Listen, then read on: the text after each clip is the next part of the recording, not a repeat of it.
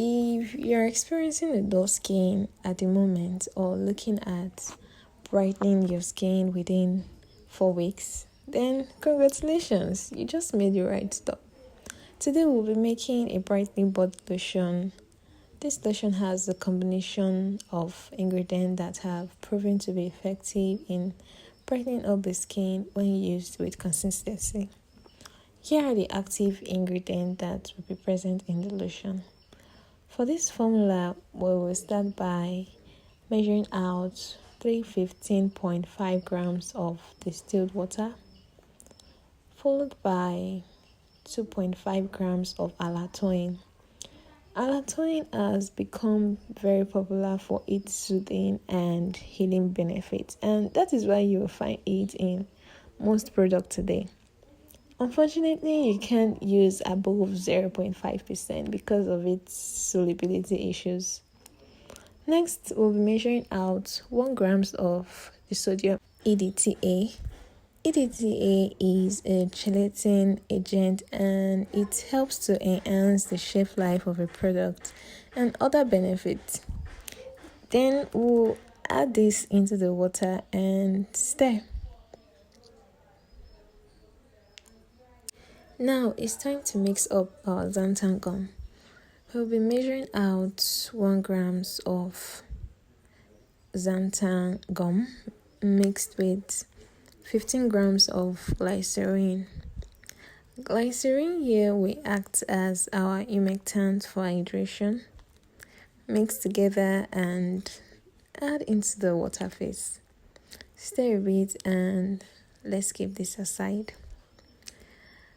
Now let's measure out our oil phase by measuring out 20 grams of wax, 10 grams of cetyl alcohol for thickening, 8 grams of sunflower oil.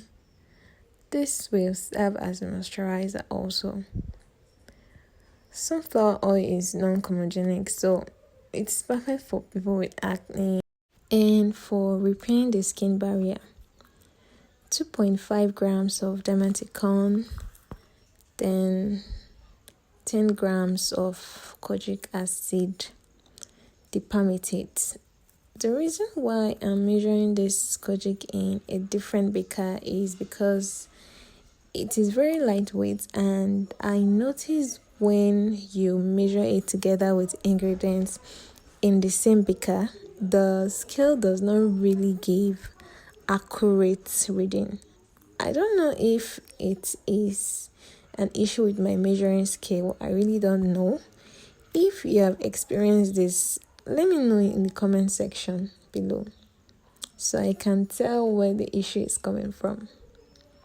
So I'm just gonna go ahead and add this into the oil phase.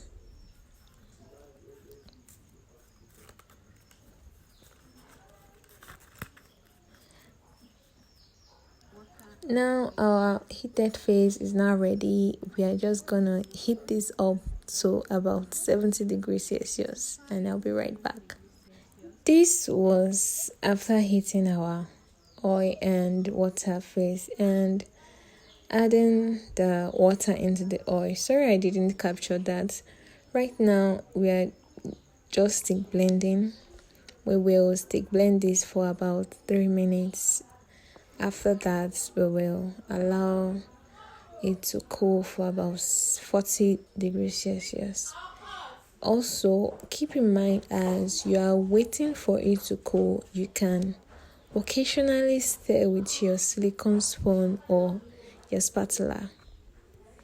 For our cool down phase, let's measure out sodium ascorbyl phosphate. We'll be adding in 25 grams of sodium ascorbyl phosphate, followed by 5 grams of alpha-obtain, which is an effective lightener, skin lightener. Then 2.5 grams of collagen peptide. I think there are some misinformation surrounding collagen in cosmetic regarding getting rid of fine lines and working as an anti-aging ingredient. This information is not true because according to studies have shown that collagen have a bigger molecules which makes it impossible to penetrate through the skin. So basically, collagen acts as an hydrating and moisturizing ingredient. It's just going to sit on your skin. It's not going to like go into work as an anti-aging. The best ingredient for anti-aging is retinol and AHAs and BHAs. So right now I'm just going to mix this up with water. I added 50 grams of distilled water. I'm going to mix this in thoroughly and make sure that everything is properly dissolved before adding into the mixture.